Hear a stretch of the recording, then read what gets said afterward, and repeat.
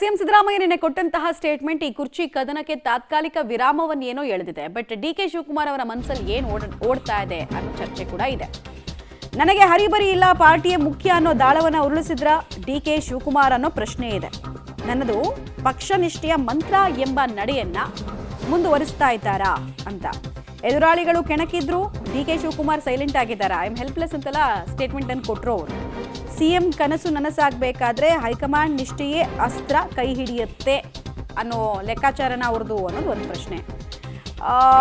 ಹೈಕಮಾಂಡ್ನ ಕೃಪಾ ಕಟಾಕ್ಷ ಈ ಸರ್ಕಾರ ಅಸ್ತಿತ್ವಕ್ಕೆ ಬಂದಾಗ್ಲಿಂದ ಕೂಡ ಡಿ ಕೆ ಶಿವಕುಮಾರ್ ಮೇಲೆ ಹೆಚ್ಚಾಗೇ ಇದೆ. ಅವ್ರ ಮಧ್ಯೆ ಅದೇನು ಅಂಡರ್ಸ್ಟ್ಯಾಂಡಿಂಗ್ ಆಗಿದೆಯೋ ಗೊತ್ತಿಲ್ಲ. ಬಟ್ ಡಿ ಕೆ ಶಿವಕುಮಾರ್ ಹೇಳಿದಂತಹ ಮಾತು ಇತ್ತೀಚಿನ ವರ್ಷಗಳಲ್ಲಿ ಜಾಸ್ತಿ ನಡೀತಾ ಇದೆ. ಈ ಬೆನ್ನಲ್ಲೇ ಇವ್ರು ಯಾವಾಗ ಮುಖ್ಯಮಂತ್ರಿ ಆಗ್ತಾರೆ ಅಂತ ಅವರ ಬೆಂಬಲಿಗರು ಕೇಳ್ತಾ ಇದ್ದಾರೆ. ಆದರೆ ಅದ್ಯಾವುದಕ್ಕೂ ಬಹಿರಂಗವಾಗಿ ಅವ್ರೇನು ಮಾತಾಡ್ತಾ ಇಲ್ಲ.